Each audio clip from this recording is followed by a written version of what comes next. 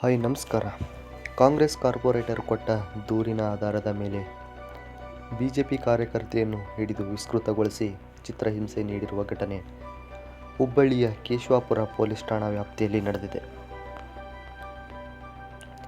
BJP ಕಾರ್ಯಕರ್ತೆ Sujata alias Vijayalakshmi ಹಾಗೂ ಕಾಂಗ್ರೆಸ್ ಕಾರ್ಯಕರ್ತರ ಮಧ್ಯೆ ಇತ್ತೀಚೆಗಷ್ಟೇ ಹಳೆಯ ವೈಷಮ್ಯದ ಹಿನ್ನೆಲೆಯಲ್ಲಿ ಗಲಾಟೆಯಾಗಿತ್ತು. ಮತದಾರರ ಪಟ್ಟಿ ಪರಿಷ್ಕರಣೆ ಸಂದರ್ಭದಲ್ಲಿ ಕೇಶವಾಪುರ ಠಾಣಾ ವ್ಯಾಪ್ತಿಯಲ್ಲಿ ಬಿಜೆಪಿ ಕಾಂಗ್ರೆಸ್ ಕಾರ್ಯಕರ್ತರ ಮಧ್ಯೆ ಜಟಾಪಟಿ ನಡೆದಿತ್ತು. ಎಸ್ಐಆರ್ ಮತದಾರರ ಪಟ್ಟಿ ಪರಿಷ್ಕರಣೆ ವೇಳೆ ಅಧಿಕಾರಿಗಳ ಜೊತೆ ತೆರಳಿದ್ದ ಸುಜಾತಾ ಹಂಡಿ ಈ ವೇಳೆ ಗಲಾಟೆ ಮಾಡಿದ್ದಾರೆ ಎನ್ನಲಾಗುತ್ತಿದೆ.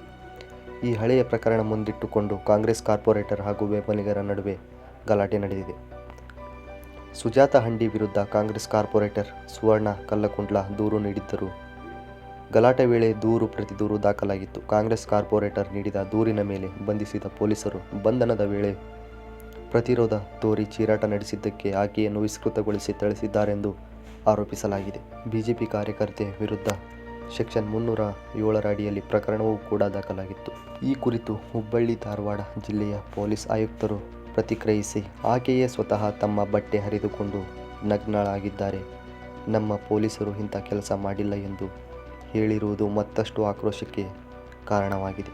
ಈಕೆಯ ವಿರುದ್ಧ ಬೇರೆ ಬೇರೆ ಆರೋಪಗಳಡಿ 9 ಪ್ರಕರಣ ದಾಖಲಾಗಿದ್ದು, ರಾಜಕೀಯ ವೈಷಮ್ಯದಿಂದ ಸುಜಾತಾಳ ವಿರುದ್ಧ ಈ ರೀತಿಯ ಹಲ್ಲೆ ನಡೆದಿದೆ ಎಂದು ಆಕೆಯ ಕುಟುಂಬಸ್ಥರು ಆರೋಪಿಸುತ್ತಿದ್ದಾರೆ. ಮತ್ತೊಂದು ವಿಡಿಯೋದೊಂದಿಗೆ ಭೇಟಿಯಾಗೋಣ. ನಮಸ್ಕಾರ.